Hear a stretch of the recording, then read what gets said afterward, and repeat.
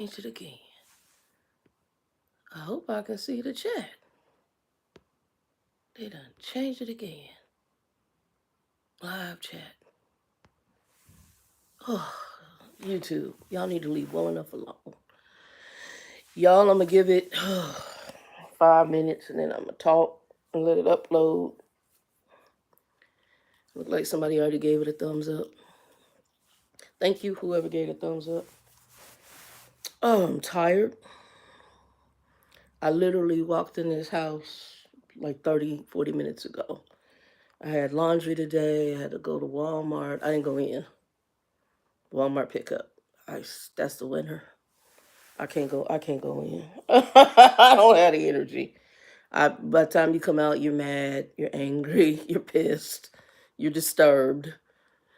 It's like I'm just gonna drive up. Y'all bring it to the car. And even though even your employees are wretched, just bring it to the car. I could deal with the employees for 5 minutes just to get my stuff. Whew.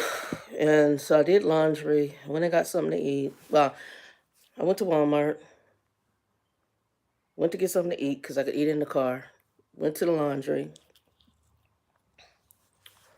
And just literally brought everything in the house. And that's when I did bedding too. I did blankets and my 2 blankets that I have in a quilt. The quilt's kind of falling apart, but it's a quilt my grandmother made, and it's on its last leg. But I'm a run that quilt till it has a hole in the middle of it, as long as it does. We're starting to get warm. It was like 80 yes. Well, it was cold and it's hot. It's so weird right now.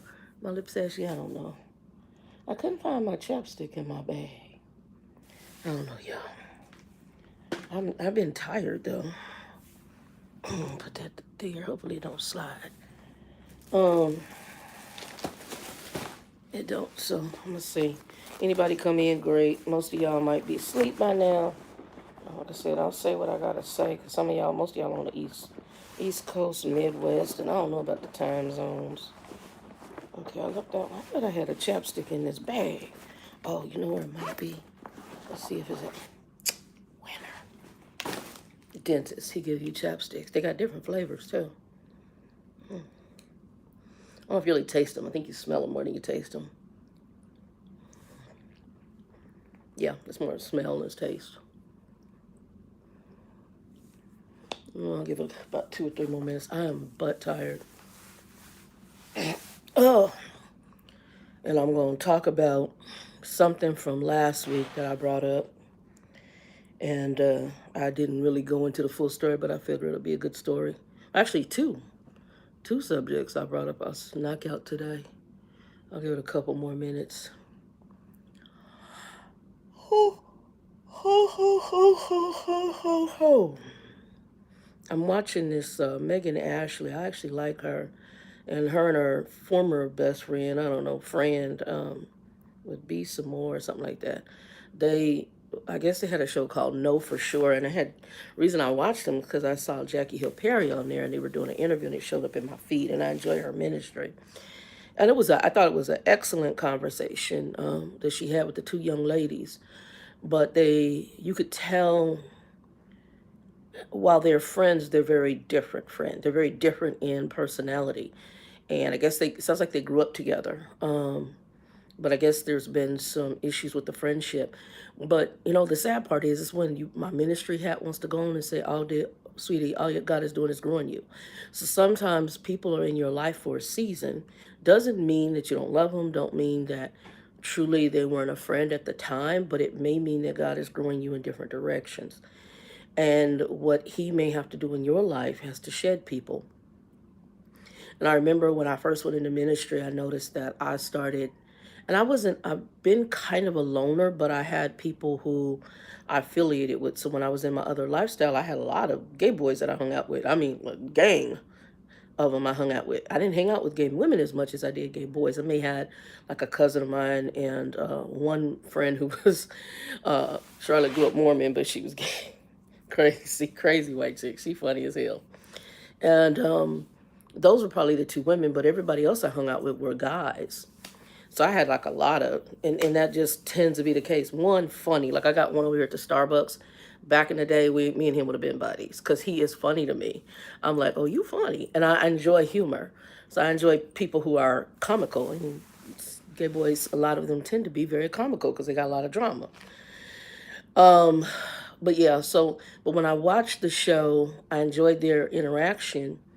But I guess I don't know all the dynamics. Something transpired where they've gone their separate ways. So Megan now has her own show, and then I guess B some more, I think is what her name is. I don't know. She's gonna have her own show. So they're doing the shows separate, which I think is fine. But they're just at two different maturity levels if they're both seeking Christ. I got that Megan was really, I think, wanting to know Christ. B some more, I think, is more on the fence, and not saying that she doesn't, but I think she's more on the fence. She's not there yet. But she's on the fence. And so God will deal with her accordingly. But for where Megan is, Megan needed to be separated out and deal. She needs that Paul moment where she just leans in and lets God deal with her. Anyway, I'm just rambling because I saw this. I'm watching it kind of in the background. So later on, y'all may watch this, give it a like, thumbs up, share it out. I wanted to clarify some things from last week because I told some of my story, some of my work story. So I want to kind of clarify on the border story because I know in the background I have people with questions. So, and don't ever think, because one of my associates, she's like, oh, you have issues, right? I do not have issues with race. If I had issues with race, I would have lived up at the EEOC. I've had several, not all, because there's some companies I worked at and they were very, very ethical when it came to respecting people, regardless of lifestyle, regardless of ethnicity. They had an ethics across the board. Schwab was one of those. Chase was another. And there was fair, equitable treatment at those companies. Same with when I worked at Sprint. It was called U.S. Sprint back then, or U.S. Sprint. And now I think it's just Sprint. That's the cell phone company, but before it was long distance. So that's where they started out. It was one of the Bell companies that broke off. So those three companies were very ethical. Now I have worked in companies where I know I was discriminated against, A, because of my ethnicity, and B, even because when I was active in the gay lifestyle, or not even active if they suspected it. So there was some discriminatory behaviors there. I never personally, I'm trying to say, yeah, I've never personally went up to EEOC for myself. So I want to kind of I'll share this story and then I'll get into what took place at the borders, because the border story is real interesting, what I brought up. So I was working for a company, they're no longer in business. That company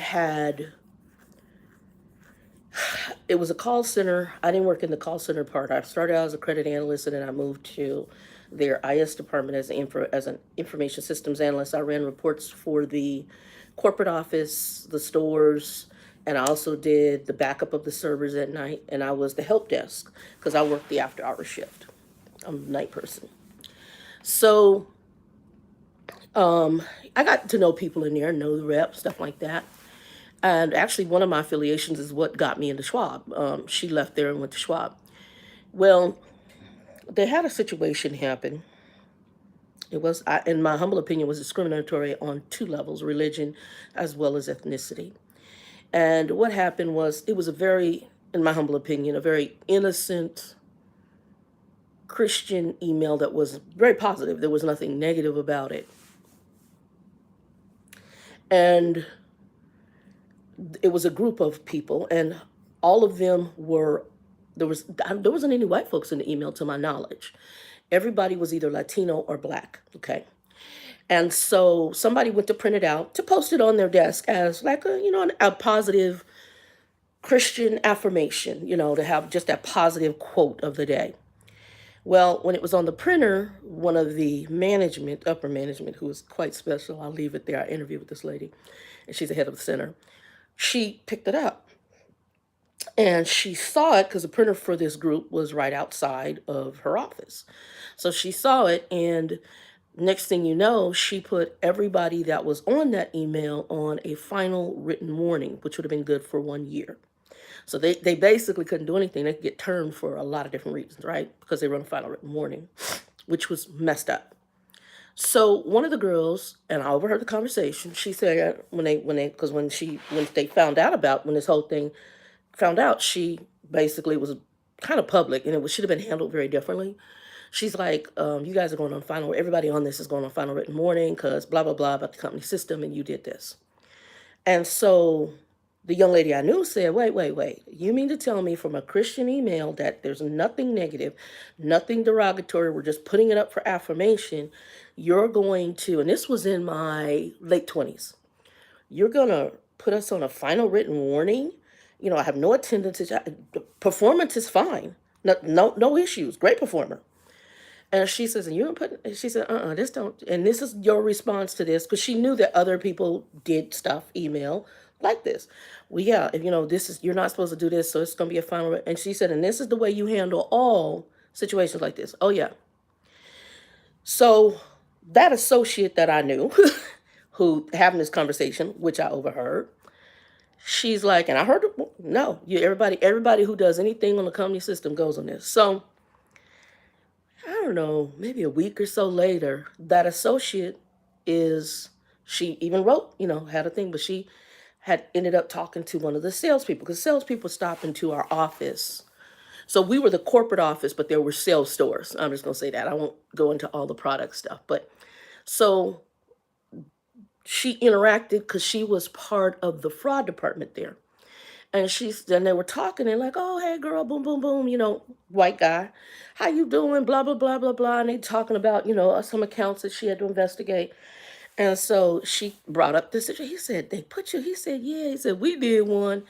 And, it was kind of a sexual joke. And yeah, they only put us on a verbal. Wrong person to say that to.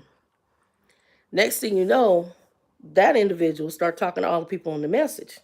Say, look, I'm going to approach him about this again. So she wrote him and she said, I want to make sure I'm clear. When you have a situation and using the company system, if you write anything in there from what you're putting us on these warnings for, it goes to a final written warning regardless. Yeah, okay. She and the Latino folks, they went down to the EEOC and filed a grievance. So this is how I kind of got involved, because I overheard, because I was out there working, what happened. So when I was questioned by the EEOC, I had to come forth with what I overheard. And I said, I'm a witness. I'm not going to lie I'm not going to lie for a corporation. I'm going to lie for a person. I'm not doing that. It's not ethical. And you make choices. So what they had done was all the people in the sexually explicit email were white sales folks. And they put them on a verbal warning. All the people in the Christian email were Black and Latino minorities, and they put them on a final written. That's a disparity. And then it opened up some other doors, because the next thing I know, I don't know what all Sister Girl did, but she was hot. And not only did she call EOC, she got the labor board in on them. So I've witnessed some things in companies. I'm usually the exit stage left. If it's really something really janky, I just find that a lot of times the people who may go try to do the right thing get screwed. So I'm just like, you know what? I don't need to do the right thing. The right thing for me sometimes might be out. Doing the right thing sometimes just gets you somebody butt cheeks opened up. And I found that in just regular life, in my personal life, dealing with, some extended family stuff, that people just open their butt cheeks and just poop on you all the time, even when you're trying to do the right thing. So sometimes the best way is, you know what, I'm going to leave you in God's hand, and I'm just going to go the other direction, and I'm going to move on and let God handle my situation, which is normally how I deal with stuff. Because it's just, I don't know, I just find that a lot of people, you try to do the right thing and you get screwed over. I'm curious as to what happened with the whistleblower lady, Latino lady in Texas. How has she been able to find a job? Has that hurt her in the long haul? I just find that sometimes those people that get put in those positions that end up in those positions always get dumped on, and they get jacked more than they get help. And they while they're doing the right thing, they just get crapped on. I hate to say it. And the Bible talks about something about don't become weary in well-doing. And the reason is because when you are well-doing, oftentimes you get crapped on a lot. So you get weary, you get tired, because you're doing your best. Other people are are horrid, disgusting, and gross, and you don't get to see the the repercussions or the reaping that they get from their negative actions. It happens eventually. All you're seeing is that they're getting by, or they're being what you might consider blessed or fortunate, and they're ratchet. So you don't get to see that, those glasses. So I just find that, you know what, I'm extra stage left, and I'm gonna take the stance that the Bible tells me, and Bible just says, vengeance is mine, saith the Lord. Put people in God's hands and just move on. Don't even put yourself in that path. So I'm gonna tell the border story because I opened that can of worms. I was gonna tell it later, but I'll go ahead and tell it now. So I was working for Schwab. I was in my early 30s. So I'm 55 now, so a while back, because I'll be 56 in June. So I'm in my early 30s. Um, I'm working for Schwab. I'm getting ready to try to buy a house out in Maricopa. So I'm decreasing all of my cost. Okay. Well, I was going to buy a house. I didn't know it was going to end up Maricopa because that ended up being the cheapest place to get it. I'm decreasing all my costs. So at this point, I had rented a kind of like a built-on room to a house from someone for a very cheap price. I moved in with a cousin for a small amount of time, and then ultimately ended up renting a room from a friend of mine's mom in Albuquerque until my house was done. But prior to that, I was renting a room from a lady. Well, a room. It was like a built-on. It was like they took the garage and converted it into like a little apartment, like a studio. So I was renting that for next to nothing, and that way I could stack my dollars for down payment and whatever other expenses and cleaning up credit and stuff. Well, and I had my dog Kimba at the time, old TruckerDoll's old dog. To make sure nobody in here. Um, if you're in here, you can talk. I'll see it. So I had Chucker Bill's dog at the time, which had become my dog, Kimba. I had him. So I used to stop in after work, and I'd stop at a place called Borders Books and Music in Paradise Valley, which is north of here. It's not Scottsdale, but it's underneath that kind of Scottsdale upscale kind of behavior. It always has been a little money in Paradise Valley back in the day. So I stopped at there was a Borders Books and Music that was there, and I used to go in there all the time. I love the coffee shop. I like having just some books sitting down. I They had music DVDs. I know we don't have CDs and DVDs as much anymore. They had music DVDs and all that stuff. Um, what else did they have? Um, yeah, the coffee shop and books. That was the main thing. Borders Books and Music. You guys, what's left out of those massively big bookstores right now would be Barnes and Noble. So Borders and Barnes and Noble were in competition. I used to go in there and talk to little salespeople all the time. And so they were hiring. And I was like, I'm always in here spending money and I'm supposed to be saving money. So I would talk to them like, hey, Shannon, because a couple of them had seen me and, they're hiring. You're always in here. We're looking for somebody part-time. So I ended up interviewing with the general manager of the store, which was a white lady. Very nice, no issues.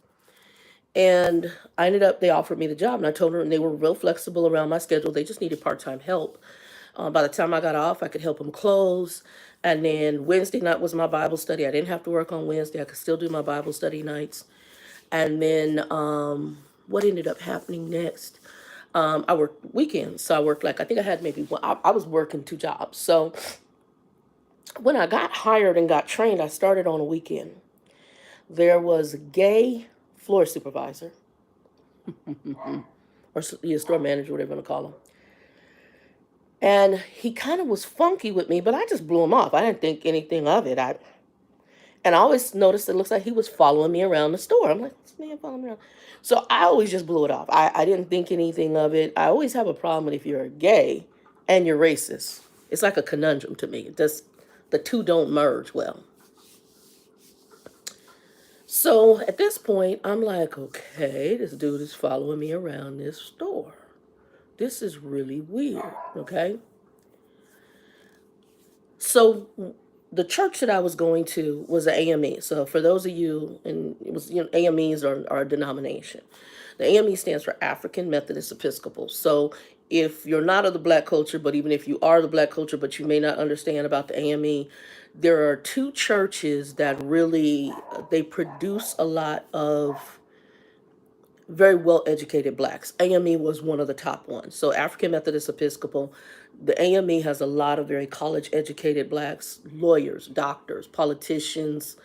One of them was my godmom. She was a superintendent of schools here in, I call her godmom, mother of the church, and she very close to me. Actually blessed me when I went to go have to bury Monty. Her and her daughter got my hotel room for me for free. Very well educated. Her husband's family is out, I think they're out of Michigan somewhere, has wings of hospitals named after his family. So a very, very, very, very well educated family.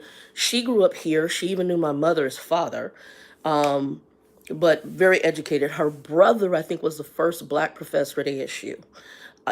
Very, very well educated. So you got a lot of very prestigious black folks in the AME. They're all in the AME.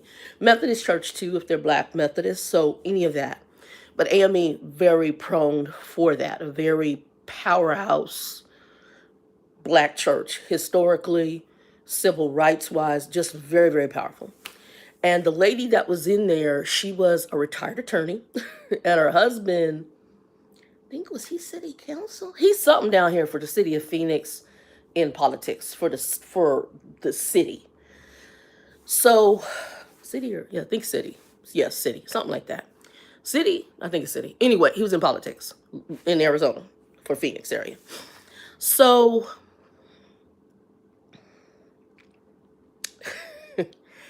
she stopped in the Borders and she saw me, and I'm a minister in the church. I'm teaching, I'm preaching. She even came into some of the Bible studies where I taught. Shannon, yeah, how you doing? I'm good. Girl, what you doing here? I said, I work here part-time. And she got some books and she was showing me the books she got. I said, oh, okay, that one's good. That because she was in there for Christian books. And because they have all genres. And so I was like, oh, that's good, that's good. And then I said, I haven't read that one. And then she said, you got any other suggestions? And I'm telling her, and we're talking the store. And so next thing I know, homeboy, he watching. He comes and asks her, can she help her? Is there... And she looks at him and she goes, no, I'm talking to one of the store employees. But the way he came across was obvious of the racism. And when he walked away, she said, you got a problem. Now, this woman's an attorney, okay? Oh, retired. She's like, you got a problem. And I was like, okay, I thought it was just me. She said, no, you have a problem. Okay, she didn't call a card, but she basically, that's what she's calling. So at this point, she goes, buys her books. I'm putting books up. And the next day I call the GM because I don't need this job. I'm making good money at Schwab. It was most of the money I was making there, I'm spending right back in the store because I'm getting discounts and everything. So I called the GM. I went to order, what do you call it? Chain of command. And I said, when you have a chance, you need to call me. I left her a voicemail. And I said, I'm going to go ahead and take the day off. And I took that day off to really marinate on whether I was even going to stay there because I was not happy with the situation. And I let her know. I said, look, when I came to you guys and you hired me, we did the interview. I said, you've seen me come in your store before. I have a job. I have a very good job. I make very good money. And I was making even more money than I'm making now. I'm making okay money right now, but I made good money at Schwab, right? And so I said, I've got a good job. I make good money. I said, I'm in the process of just saving to buy a house. This little part-time job is a little extra change, but it also really feeds my habit at Borders. I said, so I don't really need the job. I said, however, I believe we have a discriminatory issue at Borders. So I proceed to tell her about this guy following me around the store. I proceed to tell her about this interaction. I said, look, this lady, I can give you her number. I'll get the number when I go to church. She can tell you what the experience was. I said, but I'm going to tell you who she is. And so I proceeded to tell her what the woman did for a living formerly. She's retired. And I also, because it's a black woman, obviously. And I also said, this is who her husband is, because he was in politics here in the city of Arizona, city of Phoenix. I said, now, I'm not making any waves other than the fact you need to address this man because that's a problem. You don't have to, there's nothing in Borders there's nothing I'm going to steal. Number one, I'm working for you. I said, secondly, I'm working for a major brokerage firm, stock. My fingerprints have been on file since I was 16 years old. I used to carry the money from the city of Tempe to the bank at 16. Now, you can't do that today. I'd probably get mugged, killed, or some other thing. I said, my fingerprints don't been filed since I was a child. I've worked for Fortune 500 banks. There's nothing at Borders Books and Music that I need to steal.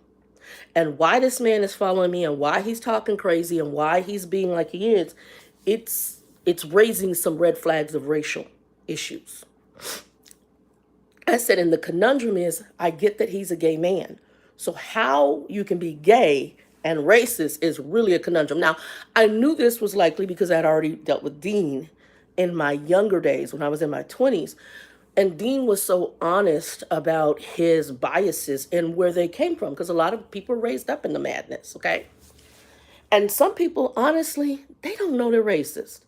Honestly, all of us have some kind of racial bias because we are raised up in a racist society. America is very racist, even down to schools. So we won't even go there right now. Even down to how our whole school system is set up. It's racist as hell. And we're taught racism from childhood up. I hate to say it, we are. Now, there's people who have, and I call racial biases, and there's people who are straight up racist. To me, they're very different. They're very aware. Most racists are very aware that they're racist. But there's people who have racial biases, and I believe that a lot of us have racial biases based on how we're raised and based on the system we're raised in. But you have people who are straight up racist. This guy was straight up racist. So at this point, she said, Shannon, go ahead. I'm going to give you 2 paid days. Just take 2 paid days. Let me investigate this. Very professional. She was very professional. And I came to find out her job prior to Borders, this lady was like an executive for, I forgot who it was. She was in her retirement years, and this was just something, she retired early, and it was more of a laid back job, less stress, and that's why she went into it. So this lady had a huge management background. So she was a general manager. She was really nice. So she contacts me and she said, okay, you can come on back, and I hope you will come back and stay with us. You know, we're very pleased at your work. You know, people like you here in the store. A lot of our customers have given you a lot of compliments. And I actually enjoyed the bookstore. I'm not going to say if I want to do retail all the time, but I enjoyed the bookstore. Matter of fact, there was a lady, I don't know what insurance company she was. I was doing Borders Books and Music because I moved to stay with my friend's mom in Ahwatukee. So I transitioned the Paradise Valley store and I went to the Ahwatukee store because it was closer to where I was staying with my friend's mom. And so I was still working in Central Phoenix, but at the end of the day, I was heading to Ahwatukee, which is it's about maybe a 30 to 45-minute ride from where I was working at Schwab. So it was easier to be at that store because that store was just not like, it was like 5-10 minutes from her house.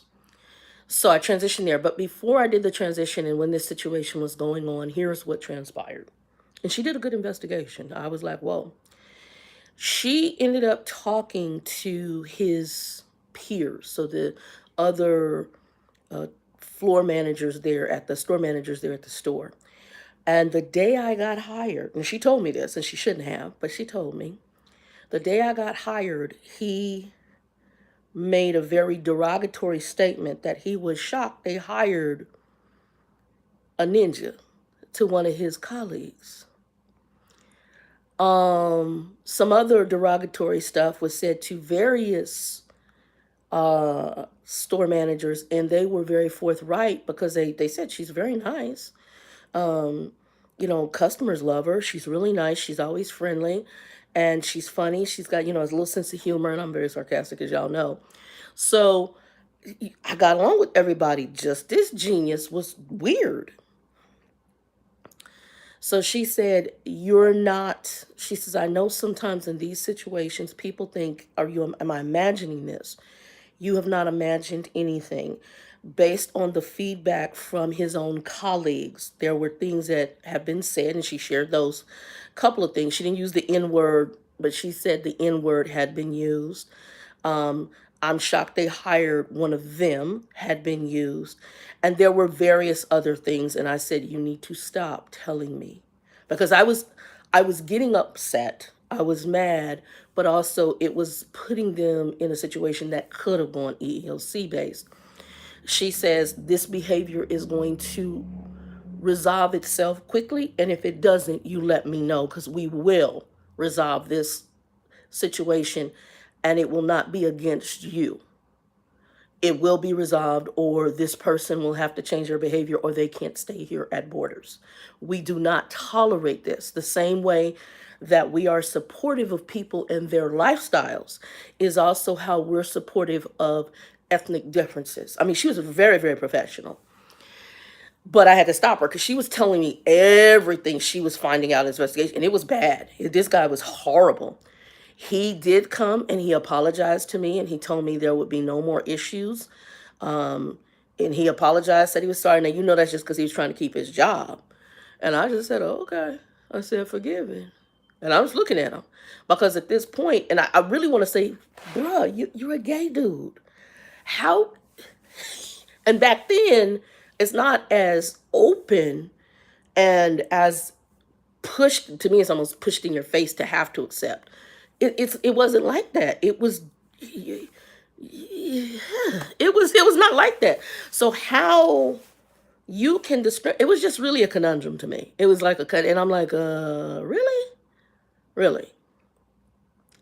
So it was handled. He did apologize. He did correct the behavior. I was at the store maybe a month or two before I transferred. And I didn't transfer because of him.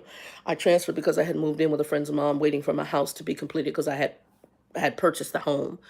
I was just waiting for the completion of everything. Um,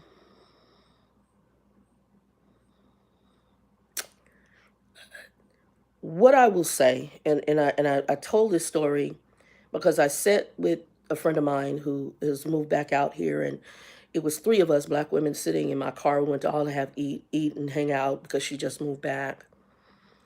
And I'm not a wimpy person, but my heart really, when we started talking about our corporate life and some of the things that we've seen and that had happened, good, bad, and indifferent. Some of it we laughed.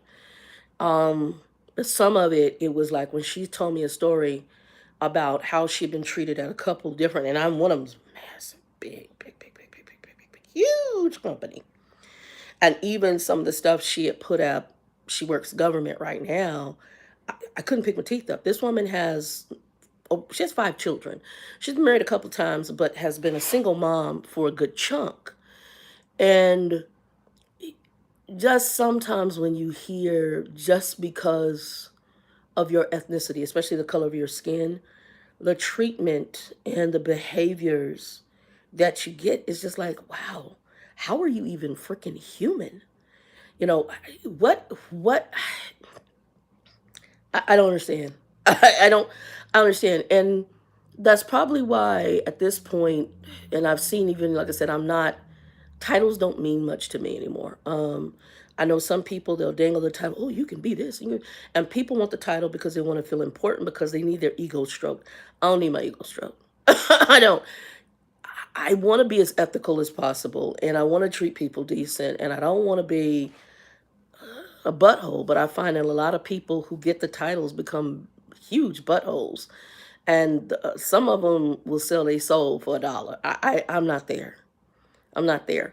And it's like when I mentioned the Wells Fargo thing, and I mentioned that there's some things, well, there's a thing that the company I'm at is doing, and it reminds me of that because anytime you tell an employee that I'm either going to penalize you for not getting a certain number of signups for something, let's say that, people will do some unscrupulous things in order to either keep a job or to get money.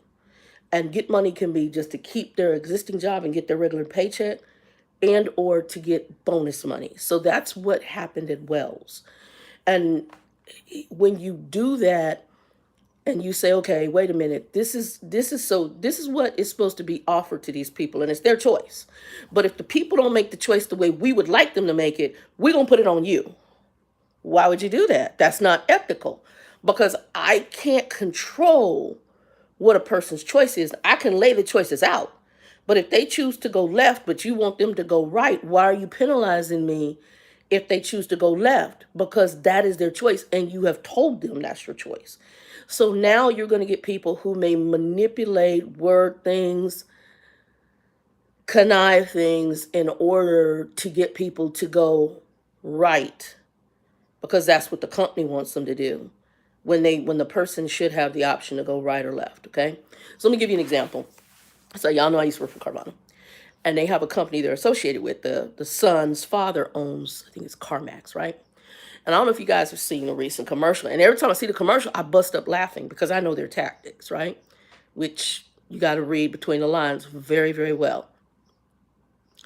So, and if you get caught up in the entertainment of it, you don't understand what they're saying. So, the commercial is this black guy. He's sitting there with his phone. I can shop. You can shop for your car without a credit hit. Okay. And they making it seem like this totally amazing experience. It's the dumbest thing in hell. When you go and shop in Target, just to go shop in Target, do you get a credit hit? You might be using a credit card. You might apply for a credit card. But if you're just shopping in Target, meaning you walking around just looking at stuff, you may or may not buy it. You're shopping, you might or might not buy it. Or you're going to get a credit hit for shopping. If you go to a face-to-face dealer, a hardcore dealer, I had the back door open, so I got a gnat in here. A hardcore dealer, okay? You're going to go to a brick and mortar. You're going to go to the car dealership. Matter of fact, I just had to take my car this weekend and get oil change and stuff done and get a service. When you go there and you walk in a lot, are you going to get a credit hit for shopping, looking at cars? You might not buy nothing there. You might buy it there initially, but you're shopping. You're just looking. Are you going to get a credit hit? So they did this commercial. You can come to CarMax and you go online and you can slide the slider and see what your payments are and not get a credit hit. And they making it seem like it's you doing the most. You doing the bomb, most everything in the world. And I'm looking at this commercial laughing because it's a jacked up sales tactic. And if you aren't smart, you gonna get caught up in stupidity because that's the stupidest thing ever. When you walk around a lot of a car lot, why would you run my credit? Why would I get a credit hit to go look at a car? If I go into a store, to go into the grocery store, and I'm shopping, am I going to get a credit hit for shopping? You can shop cars without a credit hit. Really? Yeah. Okay, dude. It's a sales tactic. And it's twisted because the goal is get you to come over there and think you doing something. And somebody who's not alert enough, maybe not be the most intelligent, God forgive me, you might get caught up in the hoopla of it and think this is some fantastic thing. You're getting played. When I was at the bank, they would tell us to use certain wells. They would tell us to use certain verbiage in order to get people to sign up for accounts. Here was one. Okay, so see, you want to have safety online, so you could open up a separate checking account where you just do your online shopping from that account. They got overdraft fees in their main account.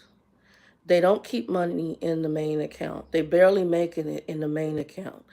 Why would we tell them to open a second account if they're not maintaining the one account? See, you're not helping them. You're hurting them. So now when they go to do this other account, they're going to have fees of which the bank makes money off of. And on top of that, honestly, the same issue of using a card on one account over the other is still risk. And I'm thinking to myself, what you should do, and really if you want good advice, get yourself a card that is set for, and I do agree with having a card just for online. I have one. There's a company, it's been out for a long time and I still have it, called NetSpend. And I use it for a lot of stuff. They have a really good, they've been into the online shopping world for a lot of reasons, and I like them. And so I do my bill paying with that. They have a very good, if something ain't right, they own it. You can dispute it, and they own it. And not saying other banks don't have that, but that's your real money tied up a little bit more. So they are right to an extent, but you avoid the fees and stuff under NetSpend. Whereas with the regular bank, you can have fees for not having the right amount of balance. There's a whole bunch of fees that could, and I'm like, And there were other things like that. So there was some things that they were doing, signing people up for the credit protection stuff that getting people to tell you all about their investment accounts and then getting them over to an investment specialist. It was a lot of sales tactics. And in my opinion, very unscrupulous. So when that lady in Texas start telling you the stuff they were telling her to do in order to try to get people signed up for accounts that shouldn't have even qualified for, she telling the truth. Like I said, I saw some stuff. I'm not even saying everything I saw when I was there.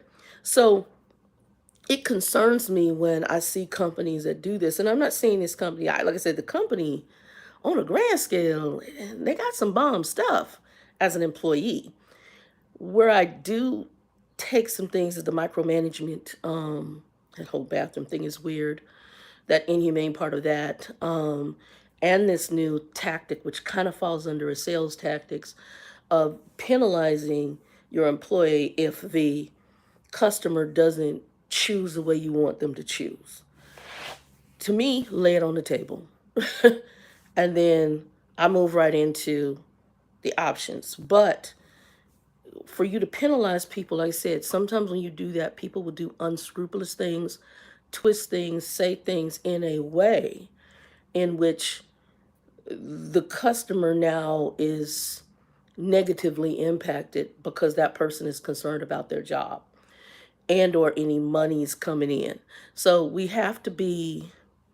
um we have to be very careful. That's the best way I can put it. And so I'm saying we, because oftentimes companies will make decisions based on their pocket and not on who you are, because the little man doesn't matter. And that's one of the reasons why I no longer, management doesn't really appeal to me. I'm not a person who, I'm not a micromanager.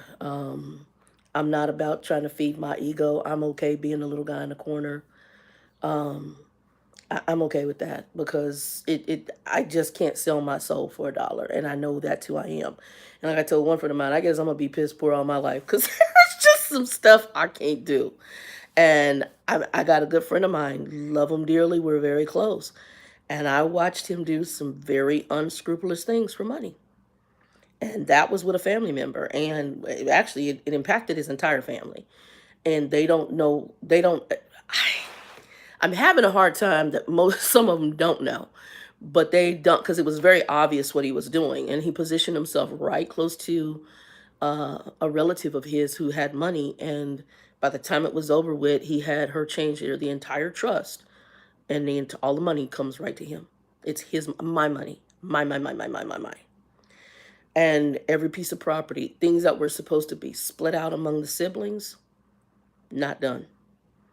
And so when I see that, it becomes, I just can't do it. I can't.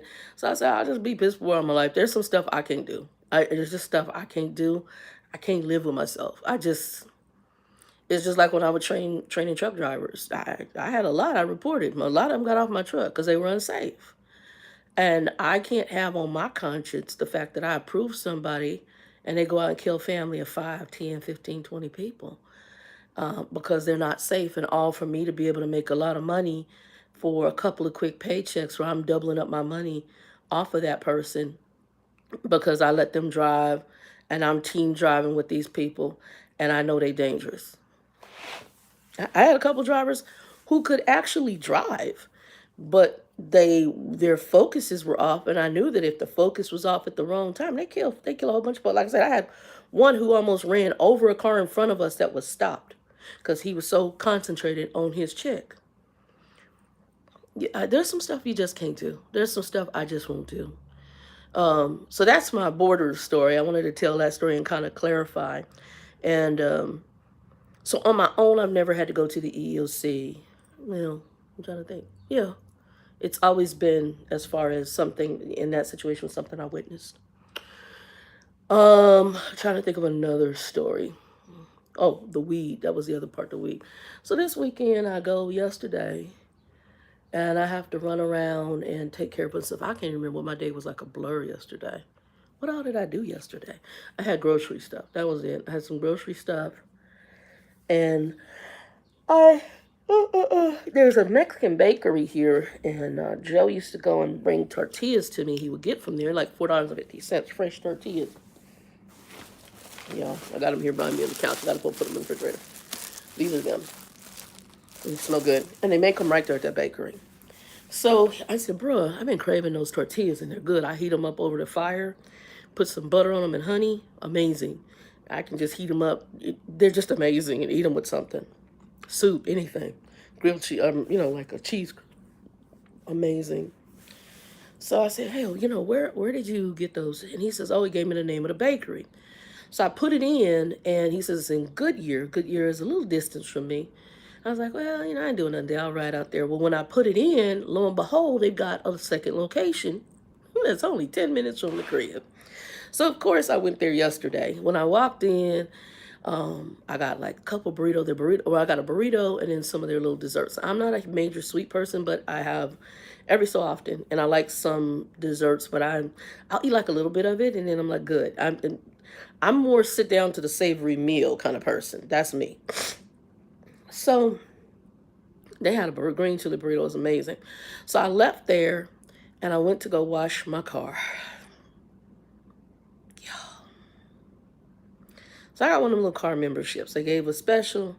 I drove the car through. You can pull up, you park, and then you can do your little vacuum out, wipe down your windows, all that good stuff. Yo, yo.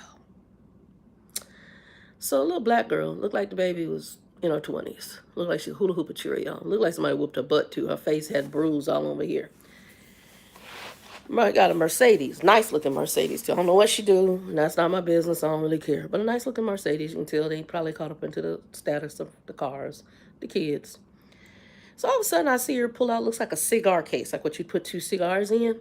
And she has a fanny pack, but it's kind of around her shoulders, right?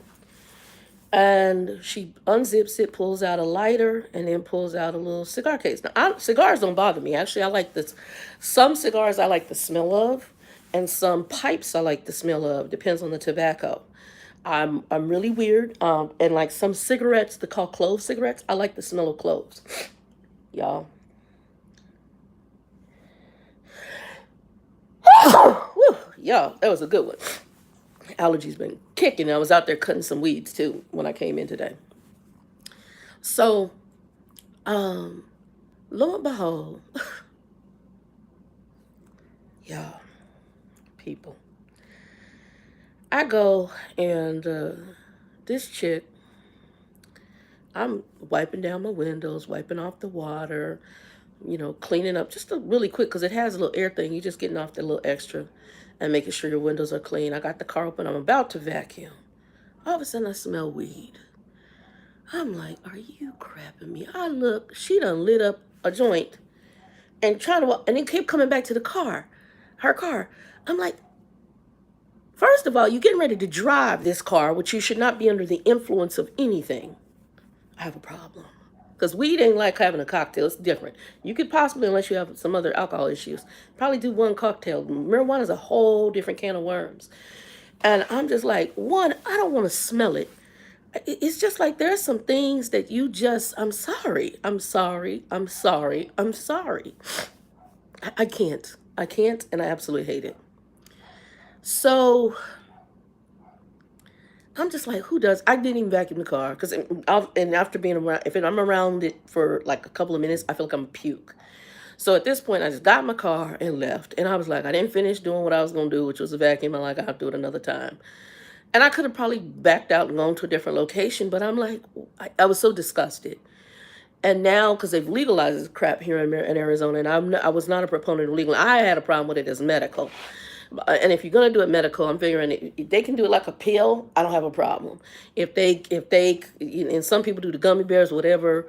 I get it for maybe a cancer patient. I think glaucoma is supposed to have some impact on.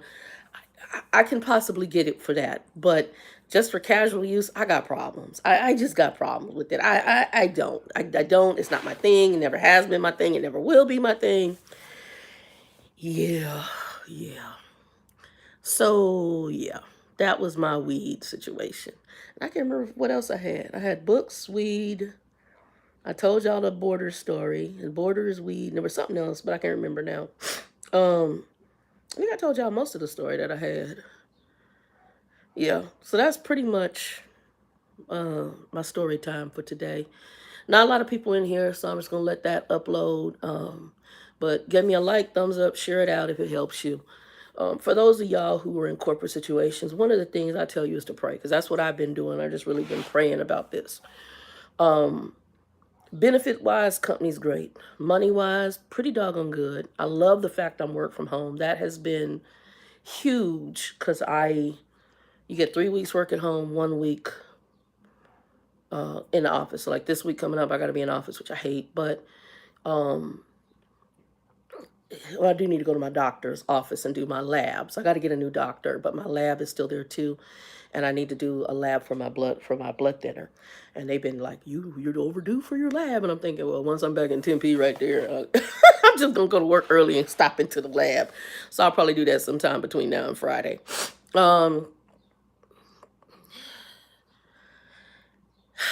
I'm just praying because I want God's direction. I don't want to jump. I want to do what God shows me to do. And I was looking at one place, and my friend got some feedback recently. I'm like, oh, God, thank you. Because I'm like, oh, there's some stuff going on there. And I don't want to jump from what I don't like into something even worse. And then the other part, have I really given it enough time? And is God in the details? Some of my background Christian people have been like, just hang in there a little bit. God is going to do something there. And I'm like, okay, the micromanager's driving me nuts. And that's not that as not coaching. There's just a way to coach without micromanaging. And this right here, you've been on that call too long. That's weird. That's weird. Look at the situation. Sit down. Like when I used to train my reps. Here's what here's the guidelines that the company has. It's just very plain. Your call should be this. Your average handler should be this. This is how this works. And show me. Then you sit down and say, okay, here. And there's just a way to talk to people. So what I'm saying is that you're using this, and we need to get you over here. And I understand that training trains you guys on this, but this is a detriment. So we're going to move you into the new system. I'm going to work with you on getting you there or sit you with people that can get you there. That is a better approach. Do y'all see the difference? That schizophrenic, bipolar land. I'm just like, I cannot. And half listening and jumping all over. I cannot. I'm like, woo, lady. And I really want to say, do you need Ritalin? What? Calm down. You're creating a very stressful environment that does not need to be stressful. And the sad part is, I enjoy the core of the job. I like the claim part. My mind is analytical. It's investigative. I enjoy that. I enjoy looking at the problem and then trying to figure out a solution. But I'm also still learning all the systems and the rules. So yeah, she's a bit much. But we'll see what God is doing. And I'm just going to see. I'm trying to hang, y'all. I'm trying to hang. I'm praying for God to open another door. Anyway, and y'all can hear my allergies are draining, so I'm about to get off of here because I really need to go blow my nose. I'm draining. I might need to do a nasal wash because I haven't done one today. If y'all have allergies, get you a neti pot. And it has these packs, saline packs. Do not use sink water. I just use my bottled drinking water and a purified water or distilled. You can do either one. And I pour it and mix it with the salt and then drain it out of the nose. And I'll probably do that before I go to bed tonight. Do that and just go from there. Anyway, y'all, I'm about to get off of here. I gotta look and see what my homework is because I haven't done homework yet. I didn't do any homework yesterday. All week I've been doing it because I'm in a new class. I think I gotta be in another class. And then I gotta check, I don't know if it's this week or next week, I need to check on what's going on with the AA because they sent me this application thing to do the reverse. So I need to call and find out what the status is on that because I think that'd be really cool. But I don't know how long it takes. It's been a couple of weeks. So I haven't heard anything back. So I'm going to reach out to them and find out what's going on. Anyway, y'all, 2 and 2, be blessed. Peace. Y'all can comment below on anything, any questions.